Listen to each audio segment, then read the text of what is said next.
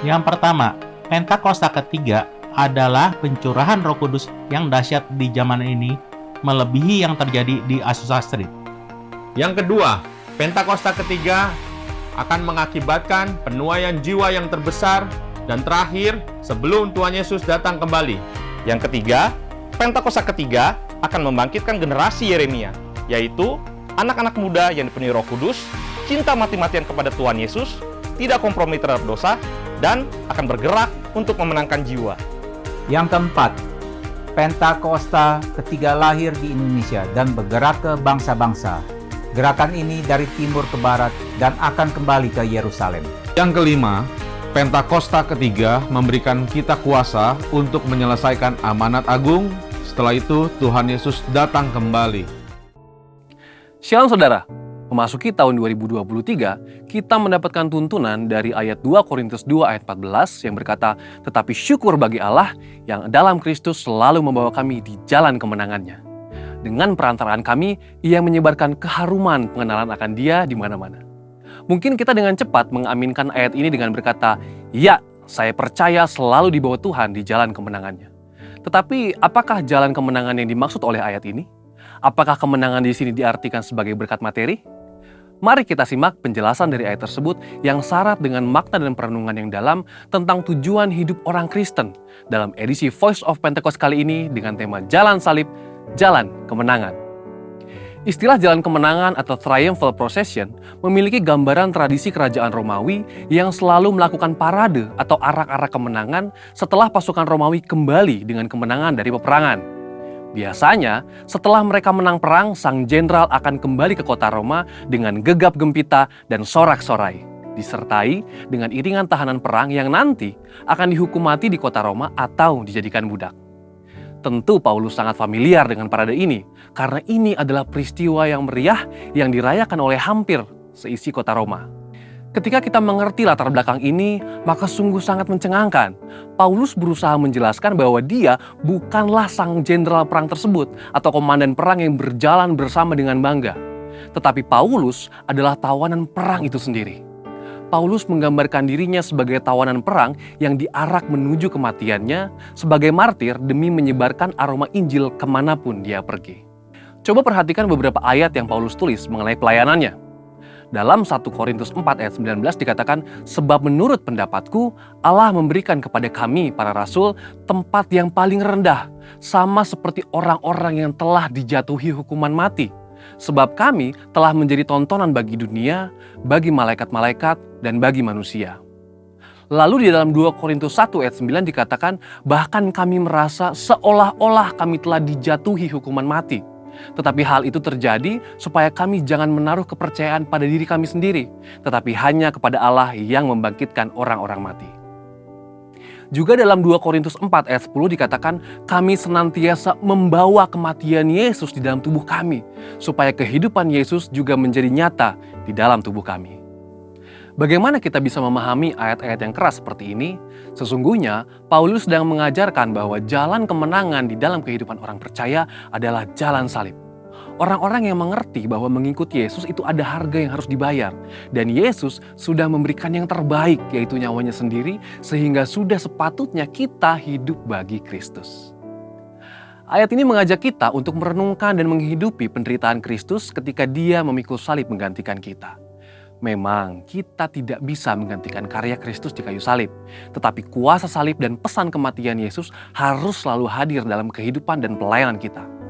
Inilah yang Paulus maksudkan ketika dia berkata, dengan perantaraan kami, ia menyebarkan keharuman pengenalan akan Dia di mana-mana. Dengan kata lain, kehidupan kita sebagai pengikut Kristus hendaknya dikenal sebagai orang yang menyebarkan Injil dan kabar baik itu di mana-mana.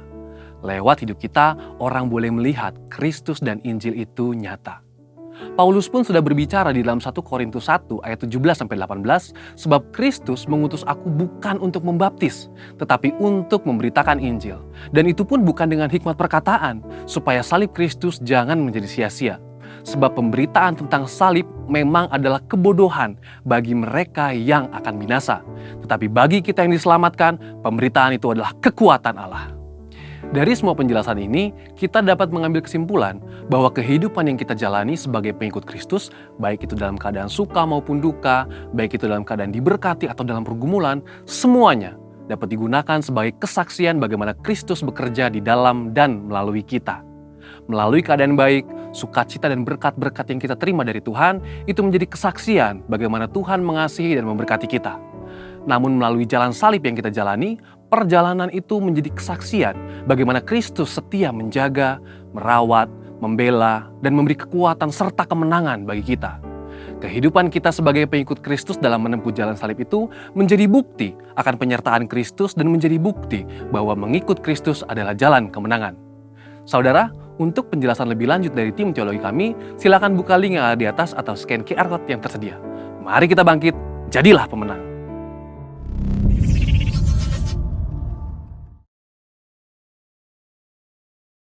Mazmur 91.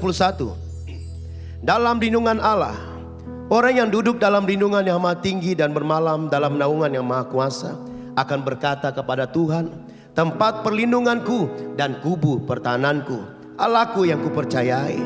Sungguh Dialah akan melepaskan engkau dari jerat penangkap burung, dari penyakit sampar yang busuk. Dengan kepaknya Ia akan melindungi engkau, di bawah sayapnya engkau akan berlindung. Kesetiaannya ialah perisai dan pagar tembok. Engkau tak usah takut terhadap kedahsyatan malam, terhadap panah yang terbang di waktu siang, terhadap penyakit sampar yang berjalan di dalam gelap, terhadap penyakit menular yang mengamuk di waktu petang. Walau 1000 orang rebah di sisimu dan 10.000 di sebelah kananmu, tetapi itu tidak akan menimpamu. Engkau hanya menontonnya dengan matamu sendiri dan melihat pembalasan terhadap orang-orang fasik. Sebab Tuhan ialah tempat perlindunganmu, yang Maha Tinggi telah kau buat tempat perteduhanmu. Malapetaka tidak akan menimpa kamu, dan tulah tidak akan mendekat ke kemahmu. Sebab malaikat-malaikatnya akan diperintahkannya kepadamu untuk menjaga engkau di segala jalanmu. Mereka akan menatang engkau di atas tangannya, supaya kakimu jangan terantuk kepada batu. Singa dan ular kedung akan kau langkahi. Engkau akan menginjak anak singa dan ular naga. Sungguh hatinya melekat kepadaku, maka aku akan meluputkannya. Aku akan membentenginya, sebab ia mengenal namaku. Bila ia berseru kepadaku, aku akan menjawab. Aku akan menyertai dia dalam kesesakan. Aku akan meluputkannya dan memuliakannya. Dengan panjang umur akan kukenyangkan dia, dan akan kuperlihatkan kepadanya keselamatan daripadaku. Berikan tepuk tangan buat Tuhan. Berikan sorak-sorai bagi Raja. Haleluya. Sembah dia. Oh, haleluya. Yesus.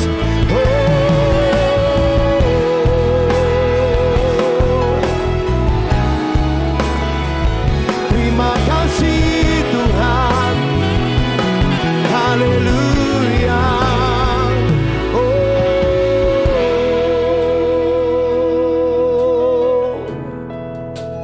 Saya persilakan kita duduk dalam hadirat Tuhan, saudara. Haleluya. Thank you Lord. Haleluya.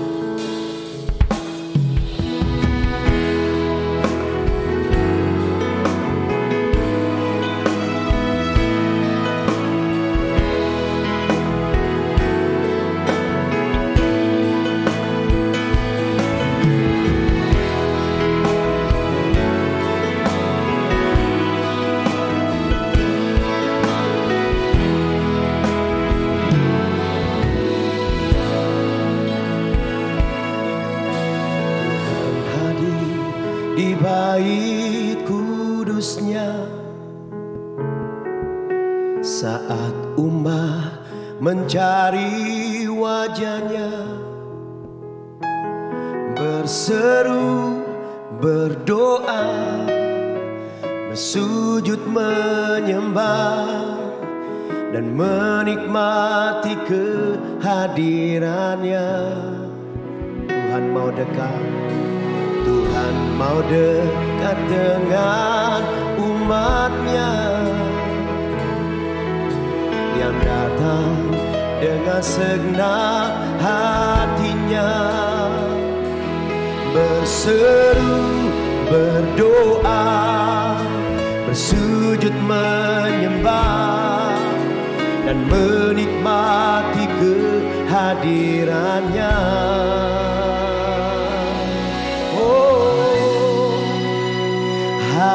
Hadiratmu memenuhiku, hadirat kudusmu penuhi baitmu, dan ku tersungkur menyembahmu. Yang ku nampak hanya kemuliaan-Mu. Dengan tepuk tangan buat Allah yang dahsyat, saudara. Datang di kakinya Tuhan, bawa korban syukur-Mu. Perjanjikan sama-sama, saudara. Tuhan hadir di bait kudusnya, saat umat mencari wajahnya. Kami berseru Tuhan, kami berdoa, sujud menyembah, dan menikmati kehadirannya. Tuhan mau dekat, Tuhan mau dekat dengan umatnya. Kami datang dengan segenap segenap hati Tuhan. Kami berseru, oh, yes Lord. Kami datang mengangkat tinggi tangan kami Tuhan. Oh, hadirat-Mu, hadirat-Mu memenuhiku. Hadirat kudus-Mu penuhi baik-Mu, dan ku tersungkur menyembah-Mu. Yang ku nampak hanya kemuliaan hadirat-Mu, hadirat-Mu memenuhiku. Hadirat kudus-Mu penuhi bait-Mu, dan ku tersungkur. Yes Lord.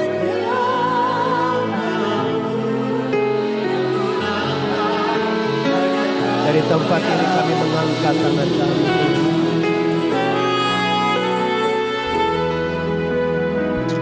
Yes, Lord.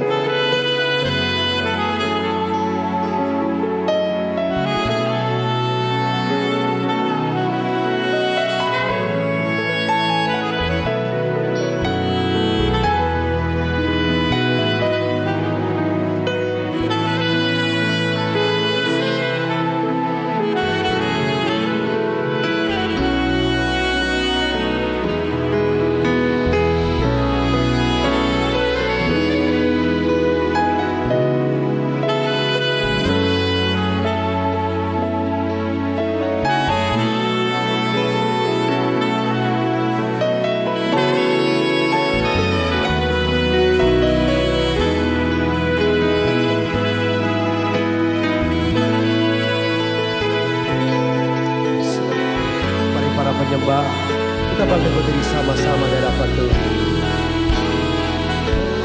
Hadirat-Mu memenuhiku. Hadirat kudus-Mu penuhi bait-Mu, dan ku tersungkur. Sekali lagi umat yang diberkati Tuhan, mari angkat kedua tangan di hadapan Tuhan. Hadirat-Mu Tuhan, hadirat-Mu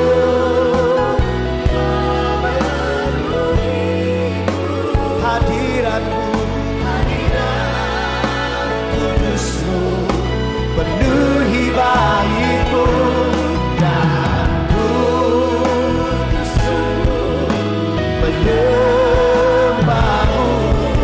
Yang ku nampak hanya kemuliaan-Mu. Yang ku nampak, yang ku nampak hanya kemuliaan-Mu.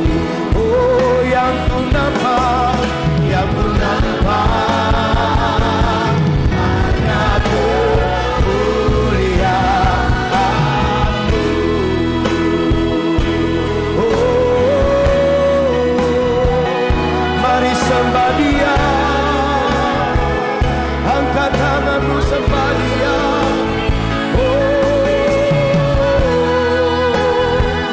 Hadirat-Mu di tempat ini dahsyat.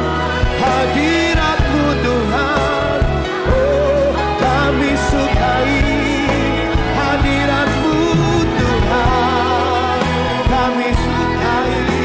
Oh, dalam hadirat-Mu Tuhan ada pemulihan, ada kesembuhan, ada lawatan yang dahsyat.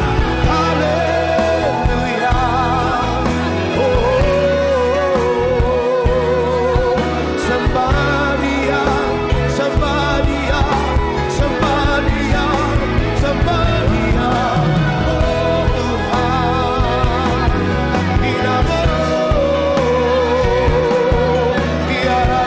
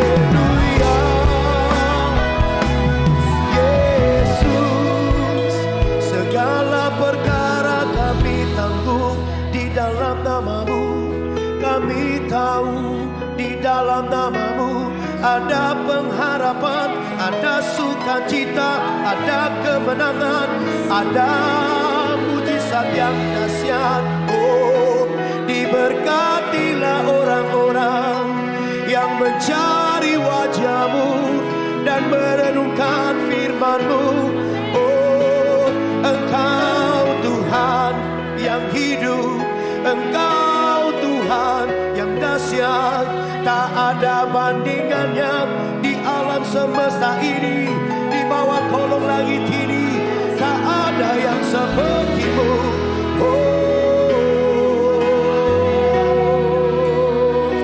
Sembah Dia, sembah Dia.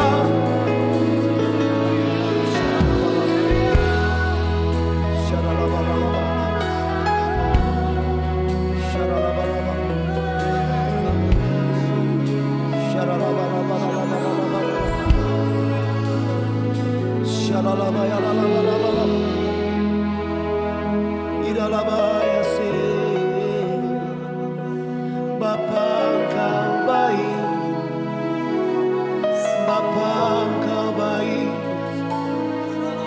Bapa Engkau baik, Bapa Engkau baik. Kau sertai kami hari demi hari, minggu demi minggu, bulan demi bulan, tahun demi tahun. Kami melihat penyertaan-Mu terbukti, penyertaan-Mu terbukti, berkat-Mu terbukti, penyertaan-Mu terbukti, kasih sayang-Mu terbukti. Semuanya terbukti. Tidak kasar kata karabase, tidak kaya ralabasandalabo. Haleluya, haleluya. Mari saudara, sembah Tuhan, sembah Raja. Angkat suaramu, angkat tanganmu, sembah Dia. Bebaskan rohmu, bebaskan rohmu, sembah Tuhan. Kirabata kaya se, mulai dari altar ini Tuhan, mengalir, mengalir, mengalir.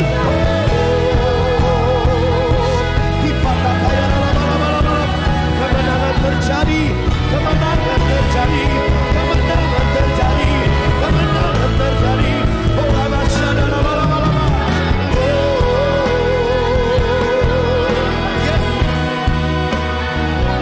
Bangkit dan jadi pemenang, bangkit dan jadi pemenang, bangkit dan jadi pemenang.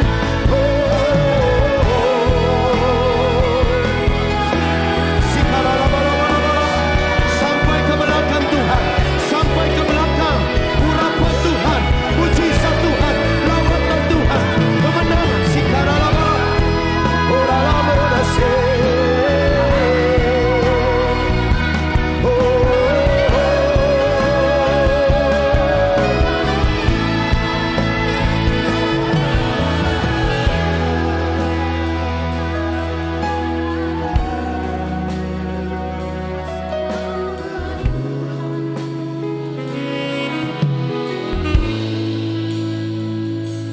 Hosana bagimu di tempat yang maha tinggi.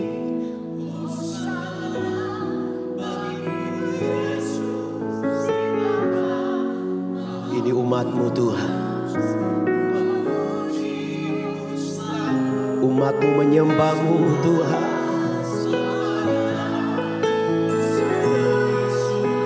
Ku cinta padamu. Hosana bagimu Raja, Hosana bagimu di tempat yang maha tinggi. Yes, Lord.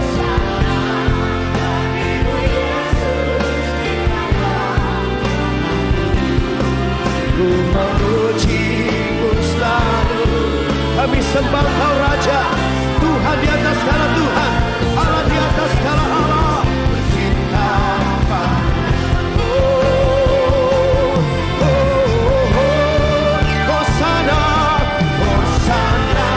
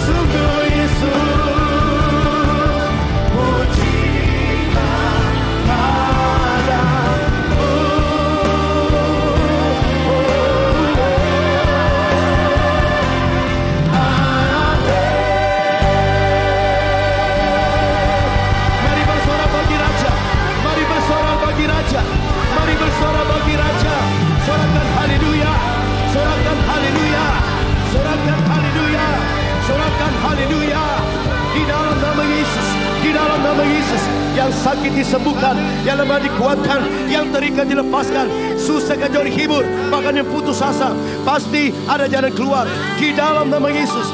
Yang bangga punya Tuhan Yesus katakan. Ikuti tepuk tangan saya, saudara. Ya. Belum semuanya, belum semua. Here we go. Woo. Hey.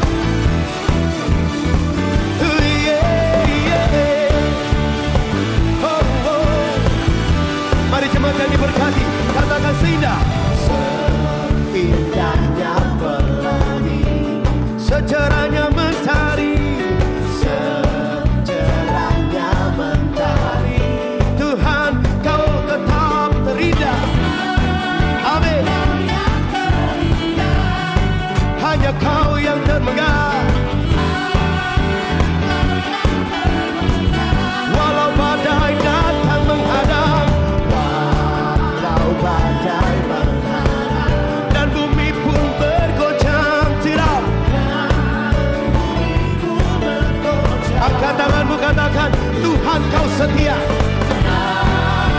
Kau yang setia menjaga kami, Tuhan. Siap, saudara yang diberkati, come on, are you ready? Sempurna kasih-Mu di sepanjang hidupku, dengan darah-Mu Kau tebus dosaku. Sungguh nyata kasih-Mu di sepanjang hidupku, senang hatiku hanyalah untuk-Mu. Yang mengalami Tuhan serahkan.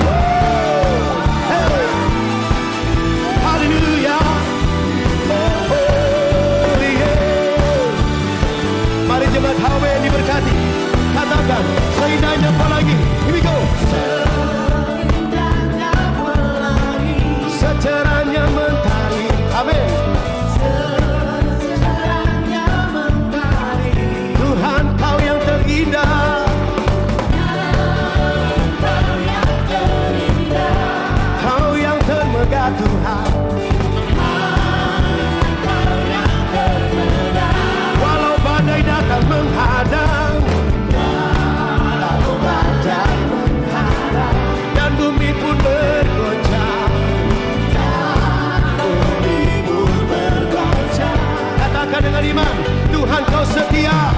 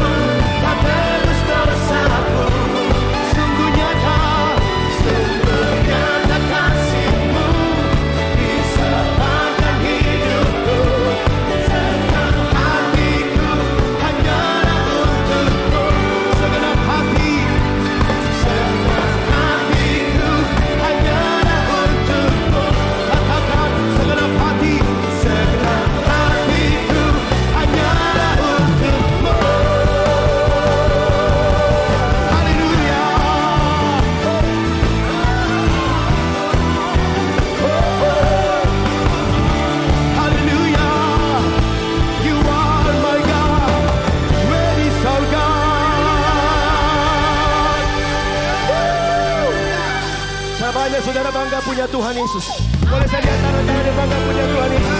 Where is our God? Ada di sini saudara. Sorakan dahsyat. Let's go. Hey. Haleluya. Mari jemaat yang diberkati, nyanyikan pelukis cakrawala. Pelukis cakrawala, merangkai jagat raya, pencipta pemilik kehidupan. Kau yang sanggup Tuhan Yesus. Yes. Jalan kebenaran. Angkat tinggi-tinggi tanganmu saudara. Say. Lawatan sedang terjadi atas Indonesia. Yang percaya katakan amin. Are you ready? Here we go. 1, 2, wow, wow, oh, oh. Datanglah dan berkata, kuat dan berkuasa, saat hati bersatu, menaikkan pujian, belenggu dipatahkan, mujizat dinyatakan. Everybody say, semua. Yes, hallelujah. Say, lukis cakrawala, merangkai jagat raya, pencipta, amin, pemilik kehidupan, yang sanggup, jalan kebenaran. Angkat tanganmu saudara, come on. Terjadi atas Indonesia.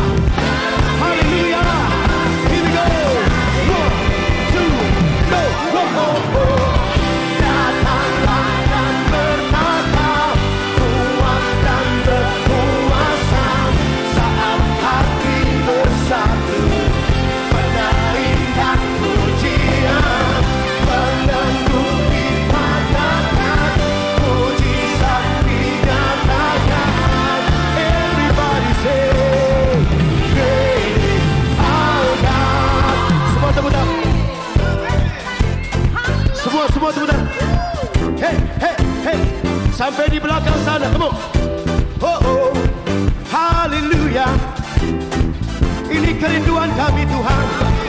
Terjadi lawatan atas Indonesia. Terjadi terobosan atas Indonesia. Bangsa kami diberkati. Haleluya. Oh, oh, oh. Yes, Lord. Oh, great our God. Mari yang bangga punya Tuhan Yesus.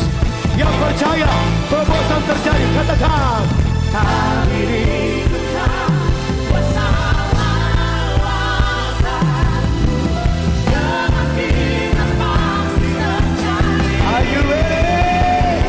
Oh, oh, oh. Datanglah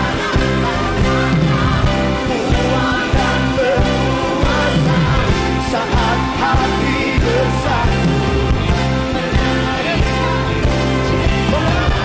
belenggu dipatahkan, mujizat dinyatakan. Oh, great is our God.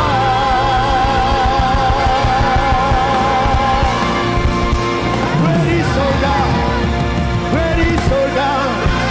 Great is our God. Great. Ku hidup karena percaya, Kau yang berjanji setia, pengharapanku selalu ada di dalam-Mu. Ku tidak akan meski dalam kesesakan, seluruh hidupku dalam genggaman-Mu.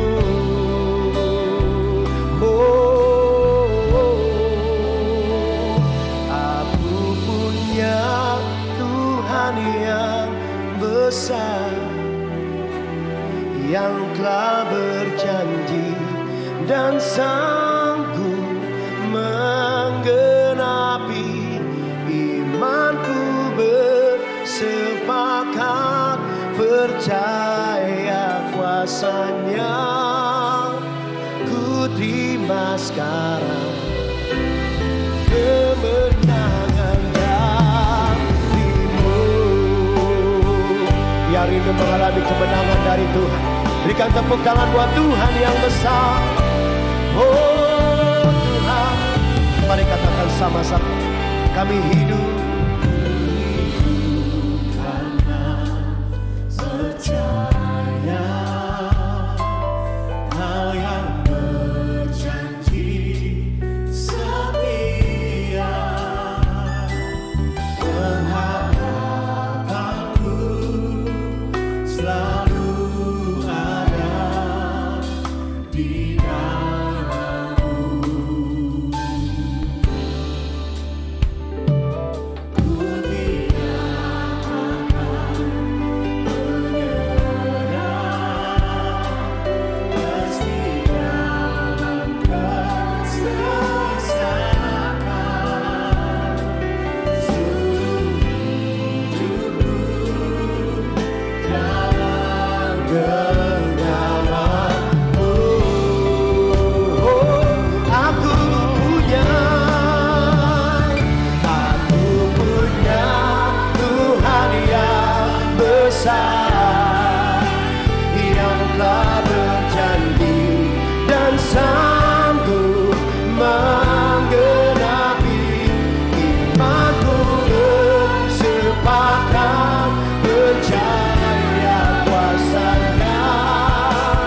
Ku terima sekarang kemenangan darimu. Aku punya Tuhan yang besar, yang telah berjanji dan sanggup menggenapi. Imanku bersepakat percaya kuasa-Nya. Ku terima sekarang kemenangan darimu. Aku punya, biar jemaat saja.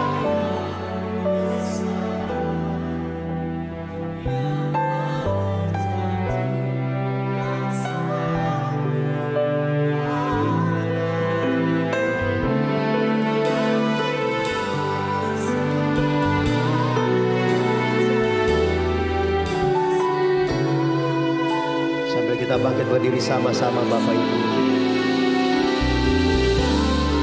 Masih jemaat Tuhan saja, sambil kau angkat tangan, akui Dia, katakan, aku punya. Yes Tuhan.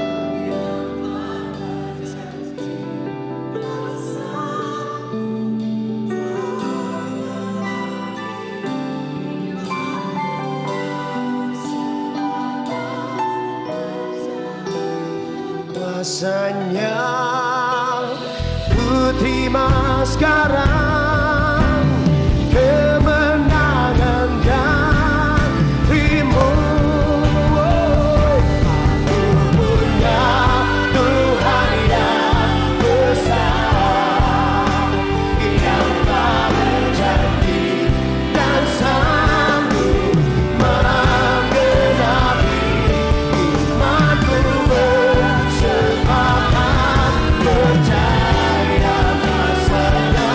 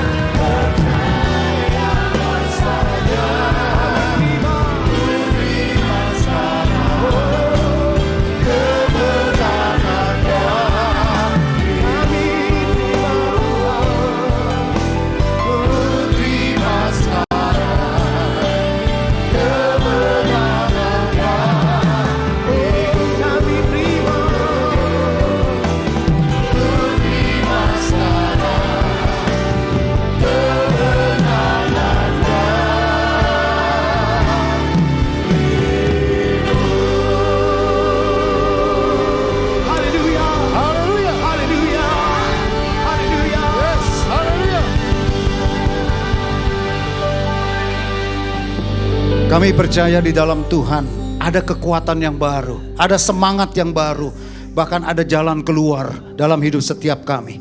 Karena setiap kali kami datang dalam persekutuan ibadah-ibadah kami dan Tuhan hadir di tengah kami, satu kehendak Tuhan dalam hidup kami, agar kami semakin hari menjadi semakin pribadi yang berkenan di hati-Mu. Karena itu Bapa, tiliklah keadaan kami. Kami mau buka hati dan pikiran kami. Dan kami mengakui kami perlu Tuhan. Kami perlu kekuatan Tuhan. Kami perlu kasih sayang Tuhan buat kami semuanya. Berkati semua yang hadir di tempat ini secara onsite. Ataupun juga yang melihat dari rumah-rumah. Jamah hati kami Tuhan. Pulihkan kami. Sembuhkan kami. Kuatkan kami. Agar kami menjadi berita sukacita bagi dunia ini. Kami punya Tuhan yang hebat. Kami punya Tuhan yang hidup. Kami punya Tuhan yang dahsyat. Yang mengerti dan yang peduli. Sekarang berbicaralah Bapa. Sampaikan isi hatimu lewat kebenaran firman-Mu. Karena kami percaya firman itu adalah Tuhan sendiri. Urapi kami Tuhan. Agar kami dapat menangkap, mengerti, memahaminya. Sehingga semakin hari kami boleh menjadi semakin serupa dengan Engkau Tuhan Yesus. Urapi hamba-Mu Tuhan. Kuduskan dan sucikan. Basuh dalam kuasa darah anak domba Allah. Agar perkataannya adalah perkataan Tuhan sendiri. Dalam nama Tuhan Yesus. Siap dengar firman sama-sama. Yuk kita berkata. Amin.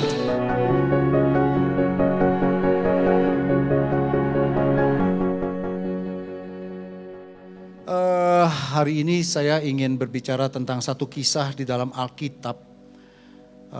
Kisah para Rasul ayat 27 dari pasal 27 ayat 7 sampai dengan 26. Dan tolong multimedia kalau bisa ditayangkan ayat ini. Karena saya ingin kita baca bergantian ya. Judul daripada perikop ini Paulus berlayar ke Roma. Itu kisahnya. Tetapi isinya di dalamnya dalam pelayaran ke Roma naik kapal itu mereka menghadapi badai.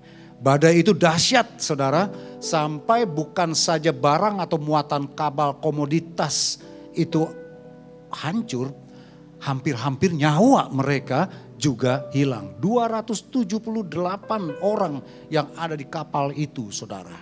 Ya, sehingga kita kasih tema nih ayat firman Tuhan hari ini, The Storm of Life ya. Kita nggak sedang naik kapal soalnya saudara. Kita ada di Jakarta di tempat ini ya. Buat yang pernah naik kapal dan yang pernah hampir karam kapalnya. Nah kita bisa mendapat gambaran yang lebih jelas lagi nih saudara. Saya baca ayat yang ke-7 dari kisah para Rasul 27. Nanti Bapak Ibu ayat yang ke-8 kita gantian ya baca ayat ini. Sampai dengan ya biar kisahnya kita tahu semuanya saudara ya. Sampai 25 deh. Selama beberapa hari berlayar kami hampir-hampir tidak maju dan dengan susah payah kami mendekati Knidus. Karena angin tetap tidak baik. Kami menyusuri pantai Kreta melewati Tanjung Salmone. Ayat 8.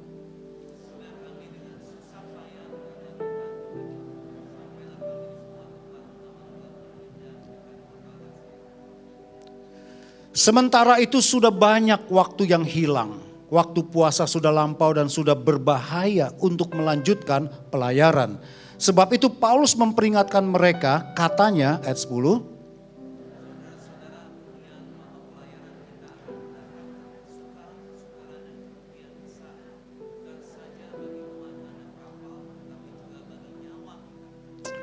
Tetapi perwira itu lebih percaya kepada jurumudi dan nahkoda daripada kepada perkataan Paulus. 12.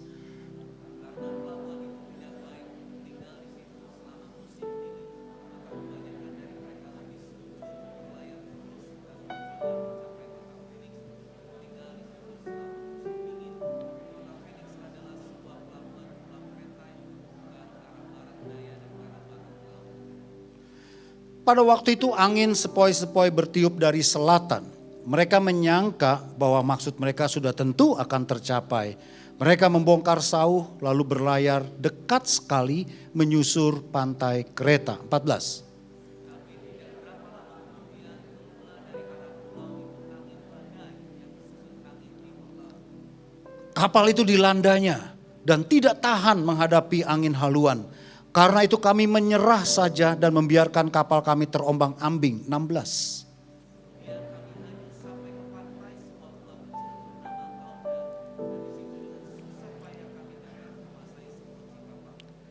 Dan setelah sekoci itu dinaikkan ke atas kapal, mereka memasang alat-alat penolong dengan meliliti kapal itu dengan tali.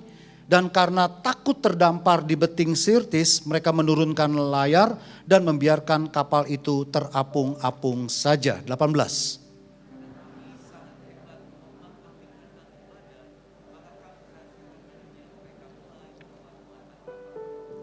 Dan pada hari yang ketiga mereka membuang alat-alat kapal dengan tangan mereka sendiri. 20.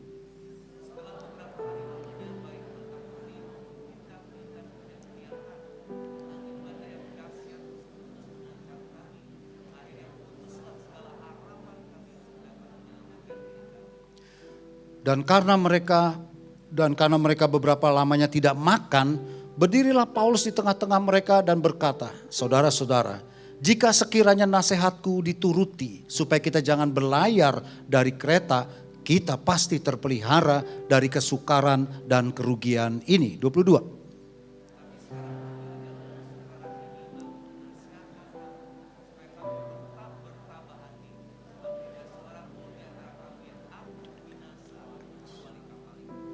Karena tadi malam seorang malaikat dari Allah, yaitu dari Allah yang aku sembah sebagai miliknya, berdiri di sisiku. 24.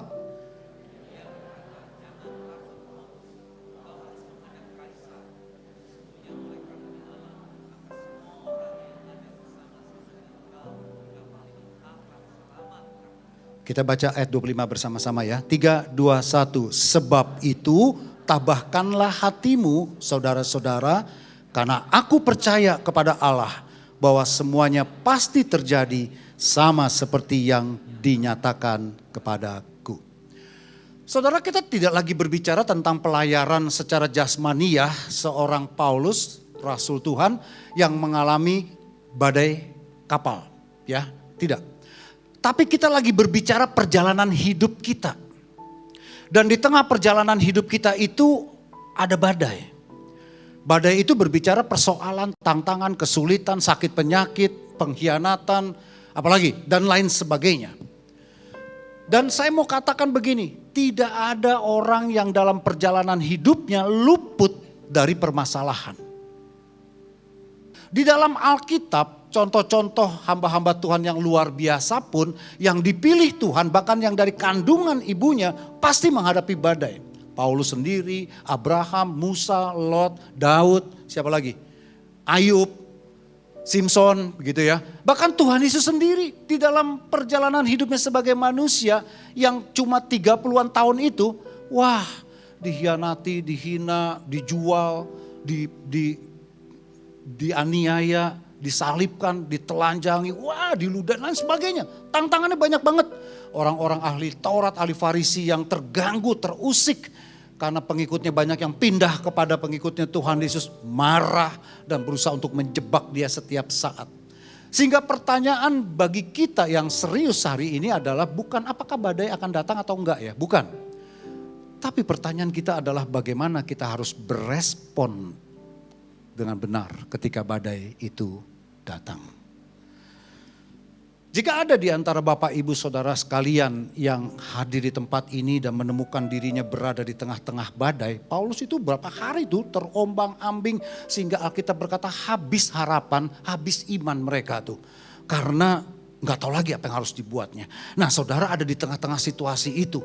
Masalah kesehatan belum kelar, rumah tangga belum kelar, masalah keuangan begini, masalah hubungan begini, apalagi masalah pelayanan.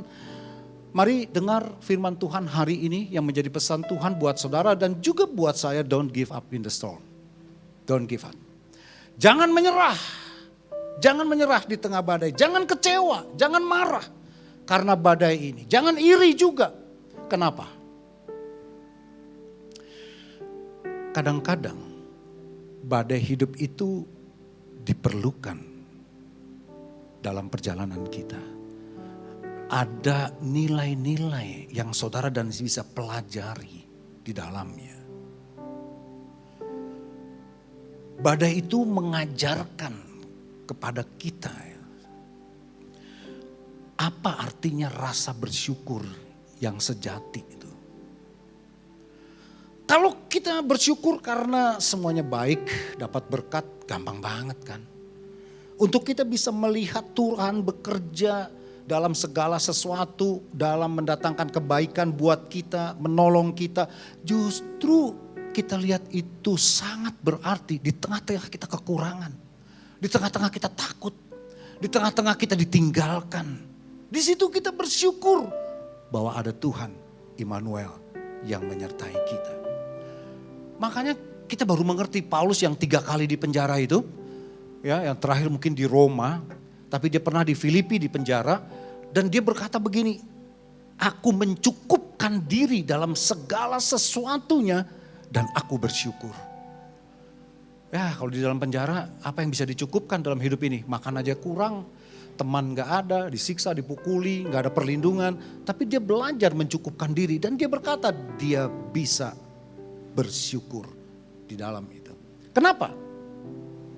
Saudara, sukacita kita, damai kita, kebahagiaan kita. Coba deh perhatikan deh. Bukan karena keadaan dan usaha kita baik-baik, anak-anak baik, keluarga baik, keadaan sehat.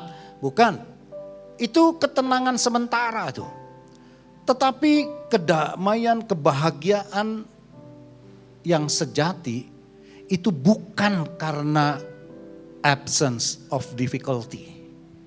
Bukan karena tidak adanya persoalan, bukan. Tapi ketenangan yang sejati karena Tuhan hadir dalam hidup kita semuanya.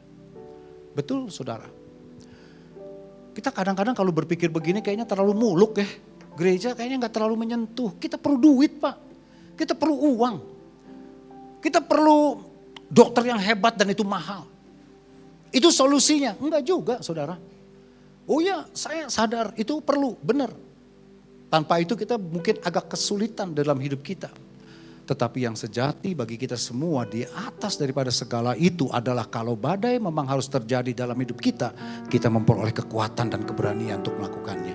Nah, kisah Paulus ini banyak menggambarkan kepada kita bagaimana kita menghadapi badai itu. Contoh ya, kan Paulus sudah bilang, jangan berlayar pergi. Ini di tengah-tengah ada badai ini. Enggak ada kok, semuanya tenang, baik-baik aja. Kita nggak mau diem di sini sampai musim dingin, nggak enak. Kita harus berlayar ke Phoenix. Itu tempat yang lebih baik. Dan nggak ada tanda-tanda badai, nggak ada mendung, nggak ada angin. Semuanya aman. Kita berlayar juga di pinggir pantai. Tapi betul aja ketika benar-benar ada di tengah badai. Sampai akhirnya nakoda kapal itu bilang gini, buang semua muatan ini. Mungkin ada emas, ada barang berharga, ada uang, ada apa. Dibuang semua supaya kapalnya tetap bisa mengapung tuh, keberatan soalnya. Wah, sampai akhirnya saudara tahu nggak? Gandum pun dibuang saudara. Itu masalah hidup dan mati tuh. Maksudnya apa sih kisah itu cerita sama kita? Dan ketika ada badai dan kesulitan itu, saudara dan saya benar-benar akan tahu dan paham mana the real treasure dalam hidup kita dan yang bukan, saudara. Mana harta yang kita harus pertahankan, mana yang bukan. Uang atau hubungan kita suami dan istri.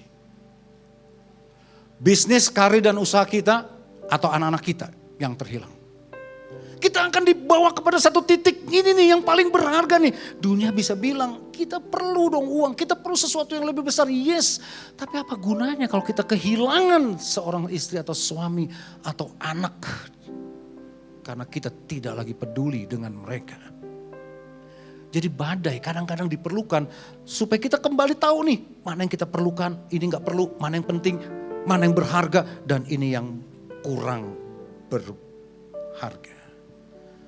Sehingga pada akhirnya badai itu membawa kita kepada the real strength dalam menjalankan kehidupan ini. Ada kekuatan yang sesungguhnya. Dan itu bukan the power of money, bukan. Tetapi di dalamnya kita akan bisa melihat ada kekuatan yang Tuhan berikan bagi kita. Badai juga berbicara tentang bagaimana kita ngerti arti satu kesetiaan, saudara. Mudah untuk kita tetap setia pada Tuhan, melayani Tuhan. kepada janji-janji Tuhan sepanjang kita baik-baik saja, bukan? Mudah untuk kita cinta istri atau suami ketika semua baik. Perusahaan baik, kesehatan baik, harta baik. Saya jadi ingat saudara. Berapa waktu yang lalu ketika celebrating Chinese New Year bersama dengan Big Family. Di situ saya kumpul dengan beberapa my brother-in-law gitu saudara ya. Saya kan punya 7 cici saudara di rumah. Jadi ada 7 brother-in-law tuh saudara. Ada satu cihu saya kesaksian. 5 tahun yang lalu istrinya berarti kakak perempuan saya itu pass away.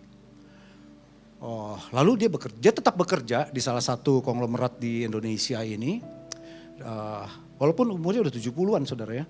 Tapi karena dia punya keahlian khusus jadi dia tetap diminta untuk bekerja. Setelah 5 tahun berlalu bos besarnya ini datang sama dia begini. I will look for you another woman to take care of you, to accompany you. Saya kasihan ngeliat kamu sendirian. Anak-anakmu udah menikah, udah kemana pergi dan kamu tinggal sendirian. Ini kakak ipar saya cerita saudara. Lalu kita nantikan apa yang dia jawab. Lalu dia jawab begini nih. Di depan kita semua nih. Ada adik-adiknya, keponakannya, banyak tuh. Kan kita tuh keluarganya banyak saudara ya. Keponakan saya ada 27 lebih tuh. 27 yang udah married hampir semua tuh. Jadi cucunya banyak banget gitu kan. Ya enggak semua datang sih. Hati dia bilang begini saudara. Ini kata-kata yang only one woman can call me my husband or my man. Dia sebut nama istrinya. No other. Dia ngomong sama bosnya. Gak ada orang boleh sebut suamiku, pahlawanku, kecuali istri saya. Wow, badai membuat kesetiaan itu muncul saudara di dalamnya. Kita jadi baru mengerti dalam kesendirian betapa kita memerlukan seseorang. Bukan menyesali hidup, bukan. Tetapi di tengah-tengah badai kita bisa melihat kesetiaan itu membakar semangat kita. Bagaimana dengan iman kita saudara? Saya salut nih sama kakak ipar saya bilang saya bilang terima kasih, thanks brother to take care my sister. Dari pelajaran kisah Paulus ini, kita bisa mengerti dan memahami. Ada hal-hal yang bisa kita petik untuk pelajaran di tengah kita menghadapi badai hidup ini, saudara. Yang pertama, ayat 10 kan Paulus bilang, cepat amat udah kesimpulan, jangan kesimpulan dulu bro. Aku lihat pelayaran kita ini akan mendatangkan kesukaran-kesukaran dan kerugian besar, bukan saja bagi muatan dan kapal, tapi juga bagi nyawa kami. Yang pertama, cobalah untuk hindari badai. Ada banyak kan badai dalam hidup ini yang sebetulnya kita bisa hindari. Contoh ya, 15 Januari yang lalu di Sentul International Convention Center, Presiden Jokowi itu ngumpulin tuh semua Kapolres se-Indonesia, bahkan juga Kementerian Dalam Negeri, aparat pemerintahan kumpul 5.000 orang. Lalu beliau menyampaikan pesan buat keadaan dunia ini kepada semua aparat pemerintahan yang hadir.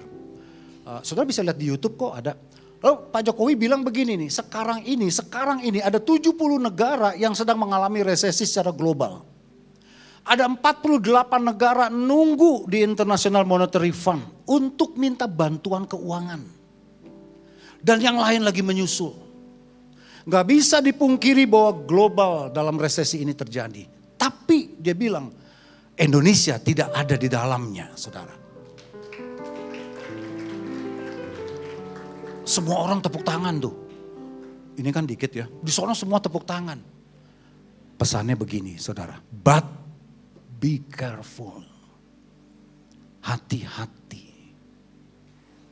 Hati-hati. Berkali-kali beliau bilang begini. Kita nggak bisa bangga bahwa kita lagi nggak dalam antrian IMF nih, enggak. Kita bukan termasuk negara karena fundamental ekonomi kita kuat, sumber daya kita bagus, pasar kita bagus. Tapi bukankah semua negara saling bergantung dalam ekspor dengan negara lain? Atau import dengan negara lain, dan itu nggak bisa lepas. Kita mau menghindari badai, betul. Tetapi kita juga harus hati-hati. Nah, seringkali kita dapat badai karena kita nggak mau mendengarkan, saudara. Kalau presiden bicara, saya yakin beliau nggak main asal ngomong. Pasti udah ada research, udah dari tenaga ahli, udah data, fakta yang beliau pelajari. Dan itu disampaikan dalam rapat tertutupnya dengan aparat pemerintah. Saya baik-baik aja Pak, usaha saya maju kok, malah saya booming kok. Oh, saya dengar itu. Pabrik saya oke, pekerjaan saya oke.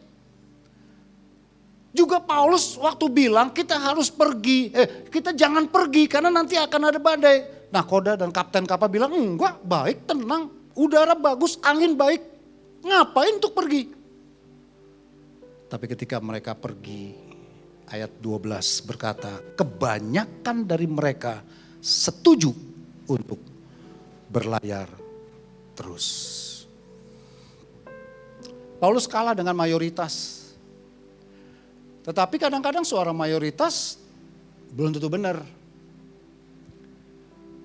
Udah lu cerai aja, ngapain ngandelin laki kayak gitu. Banyak nih ngomong nih. Gak ada untungnya.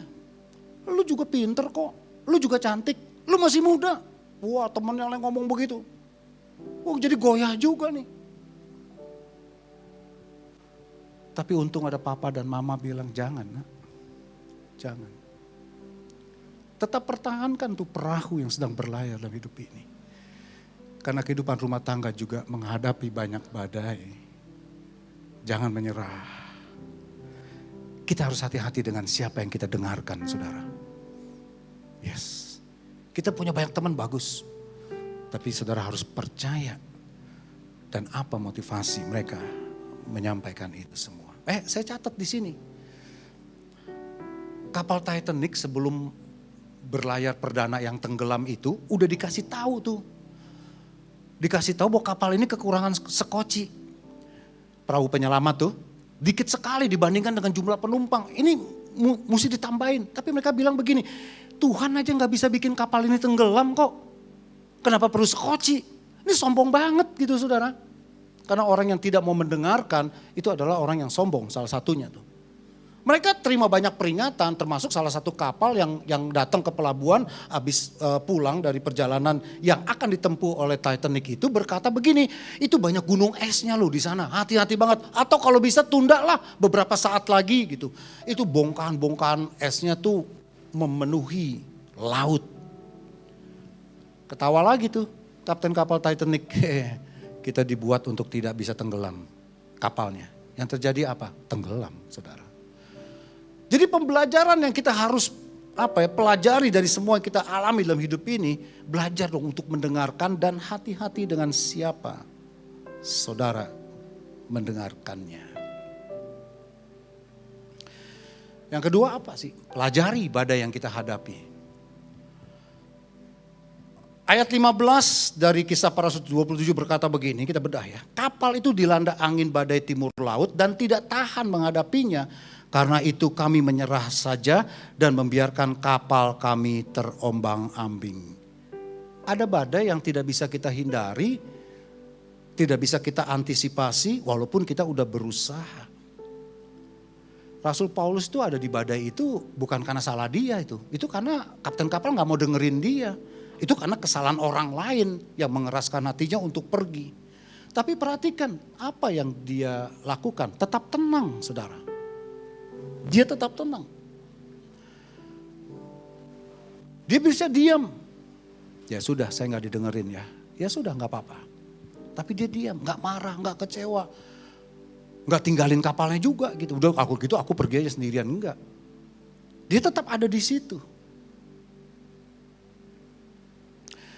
Pesannya buat kita adalah di tengah badai ini, ya sekarang kita minta Tuhan berikan kekuatan untuk menghadapinya. Kalau itu nggak bisa kita hindarkan. Pengobatannya panjang Pak, melelahkan, menyakitkan, dan membuang banyak uang saya. Tapi nggak bisa dihindari kan Pak. Ayo jalanin step by step. Satu kemo kepada kemo yang lain. Satu suntikan kepada suntikan yang lain. Sambil kita minta kekuatan dari Tuhan untuk bisa melaluinya. Kan ada sesuatu yang bisa kita pelajari nih. Kalau itu nggak bisa dihindari dalam hidup kita. Mungkin kita harus sulit, kita harus susah tuh. Yes, kita harus menangis tuh banyak tuh. Yes. Tetapi kalau kekuatan dari Tuhan datang, aduh percayalah tahun ini Gembala Sidang kita ini tahun kebangkitan dan tahun kita menjadi lebih daripada pemenang. Masa sih Tuhan tinggalin saudara dan saya? Enggak lah, enggak. Lalu Paulus mulai apa? Nah semua orang mulai mendengarkan nih kata Paulus nih. Bener juga nih Paulus. Paulus kok kamu bisa tahu sih? Padahal kamu bukan nakoda, kamu bukan kapten kapal, kamu gak ada pengalaman kok jadi nelayan. Aku dengar karena ada seorang malaikat datang kepadaku. Ini orang bisa gak percaya saudara. Hah? Malaikat? Datang ngomong sama kamu? Iya. Tapi karena perkataan Paulus benar, maka mereka jadi sekarang mendengarkan. Paulus nasihati mereka ayat 35 sampai dengan 36 nih. Sesudah berkata demikian, ia mengambil roti, mengucap syukur kepada Allah di hadapan semua mereka, memecah-mecahkannya, lalu mulai makan. Ayat 36 berkata gini, maka kuatlah hati semua orang itu dan mereka juga makan. Kadang-kadang kita perlu bukti itu saudara. Betul. Kita ini Thomas kok di semua di sini. Termasuk saya juga gitu. Kita lebih pakai logika berpikir kita. Apa iya ya? Apa benar ya? Masa iya sih? Ada malaikat datang ngomong. Wow, spiritual experience yang aku out of mind. Gak bisa pahami. Tapi terjadi. Lebih baik belajar dari pengalaman orang deh saudara. Setuju gak sih? Daripada pengalaman kita sendiri. Sakit soalnya. Korbannya udah banyak kalau pengalaman kita. Ini pengalaman Paulus yang nyata, real. Dan ini ada di Holy Bible nih, kitab suci. Kitab suci itu firman Tuhan. Firman Tuhan itu adalah Tuhan sendiri.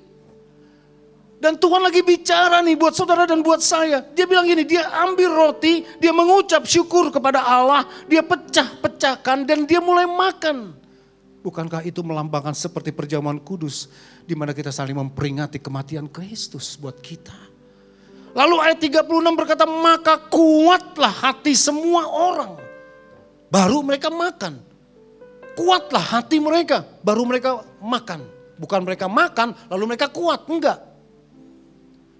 Waktu kita mau masuk perjamuan kudus hari ini. Di tengah-tengah badai hidup yang saudara dan saya alami. Kita makan untuk memperingati kematian Tuhan. Alkitab berkata, kuatlah hati mereka. Kuatlah hati saudara dan hati saya. Setuju saya katakan amin. Karena sakramen sesuatu yang suci yang menyalurkan berkat ilahi.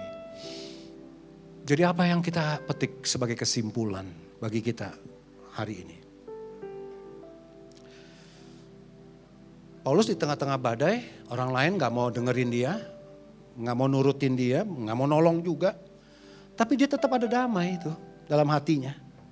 Karena dia tahu Tuhan pasti akan selamatkan. Ayo mari buat teman-teman semua, Bapak Ibu Saudara sekalian, Om, Tante, Ci, Abang. Yuk kita lagi ngadapin kesulitan keuangan kah, penyakit kah, pergumulan dalam hidup keluarga yang belum selesai. Kita keluar, kita dengar, kita takut. Tapi hari ini di tempat ini, biarkan damai Tuhan turun atas hidup saudara. Karena damai itu membuat ada harapan dalam hidup kita. Dan harapan itu membuat keberanian untuk kita tetap melangkah dalam hidup ini. Dan mengambil keputusan yang benar. Yang kedua yang Paulus lakukan, dia tetapkan kabar baik. Kapal ini akan hancur, tapi tidak seseorang pun dari kamu yang akan binasa.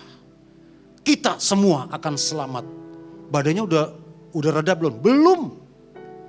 Belum. Tapi dia keluarkan kabar baik. Mereka akan diselamatkan karena kasih karunia Tuhan besar kepada mereka. Kalau hari ini saya berkata, persoalan kita belum selesai, urusan kita belum beres, pekerjaan karir kita juga belum menentukan titik hasil yang jelas. Tetapi saya mau bilang begini, jadilah pemenang, bangkitlah, hadapilah. Dan kau akan melihat kekuatan yang daripada Tuhan turun atas hidup saudara. Sebab itu tabahkanlah hatimu, saudara-saudara.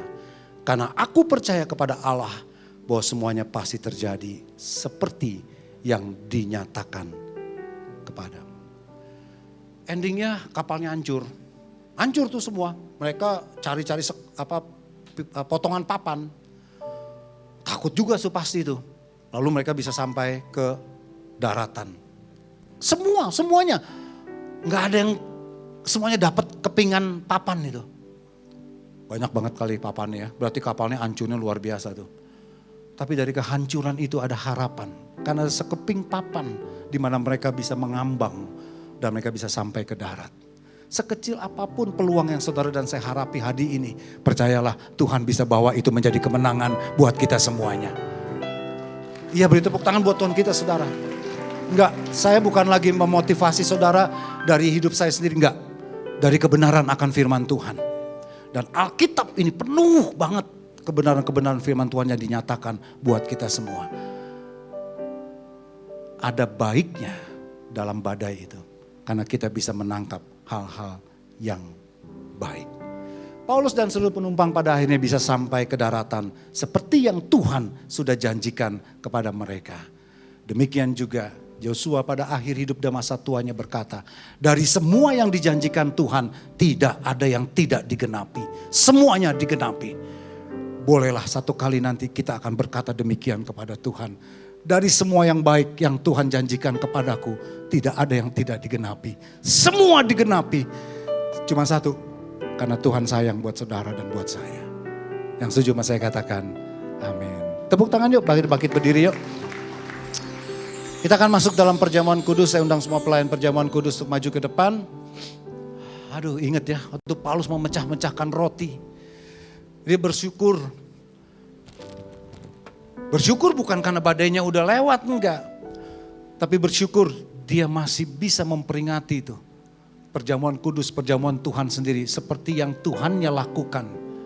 Dan dia ingati itu. Kita masuk dalam perjamuan kudus hari ini, saudara. Jangan anggap remeh. Bukan rutinitas. Ini perjamuan kudus adalah perjamuan yang Tuhan sendiri tetapkan buat kita. Untuk memperingati akan kematian Tuhan buat kita. Roti melambangkan tubuhnya yang dipecahkan. Anggur melambangkan darah yang dicurahkan. Untuk menyelamatkan kapal itu. Dia berikan segalanya buat setiap kita. Untuk menyelamatkan perahu rumah tangga kita. Dia berikan semuanya buat kita. Bukan dengan murahan. Tundukkan kepala saudara yuk.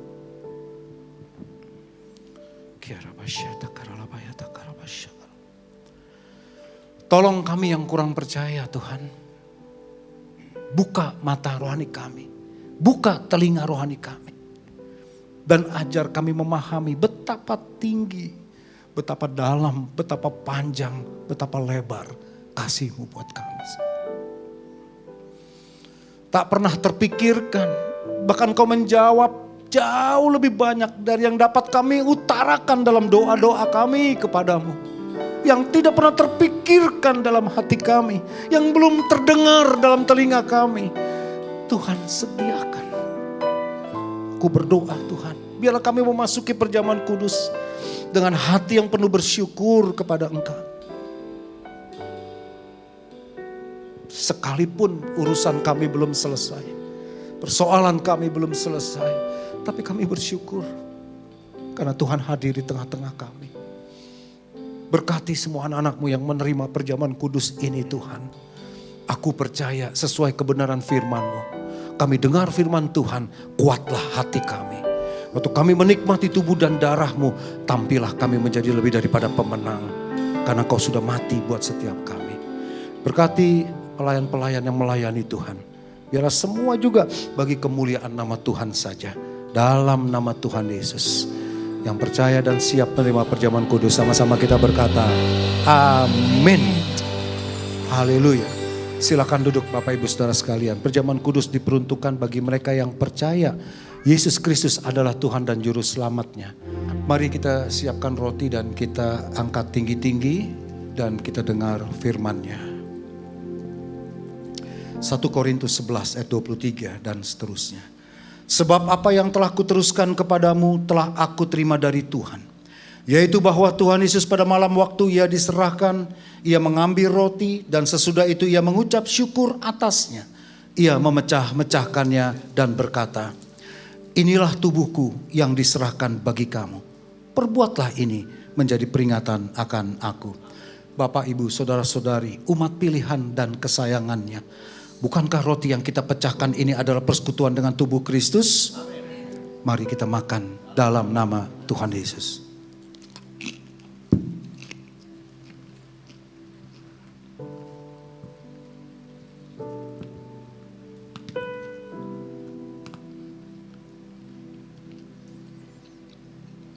Terima kasih Tuhan. Kita siapkan cawan.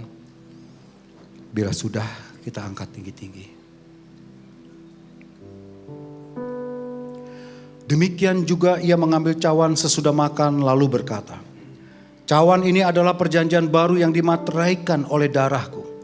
Perbuatlah ini setiap kali kamu meminumnya menjadi peringatan akan aku.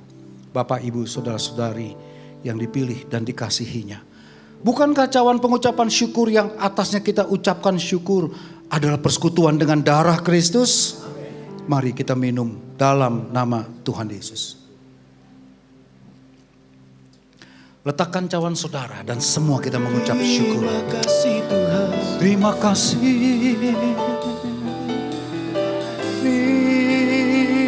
Terima kasih Bapa. Syukur bagimu ya Allah. Syukur bagimu.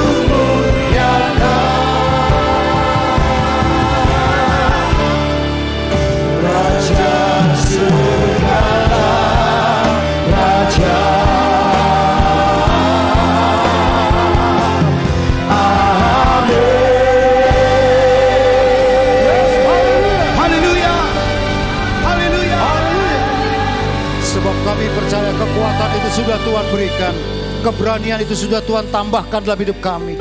Bahkan ada jalan keluar, ada pemulihan yang jauh Engkau buat dekat. bahkan yang hilang Engkau kembalikan Tuhan dalam kasih sayang-Mu yang besar. Aku menyerahkan suami, istri, orang tua, anak, menantu, bahkan saudara-saudari satu dengan yang lain di dalam tangan perlindungan-Mu. Kasih sayang-Mu besar buat umat-Mu Tuhan. Kau akan adakan perbedaan orang benar, orang fasik, orang yang melayani di rumah Tuhan dengan yang tidak. Dan kami yakin dan percaya kemuliaan bagi nama Tuhan semakin diberitakan. Tuhan baik, dalam nama Tuhan Yesus. Yang percaya Tuhan baik, sama-sama kita berkata, amin.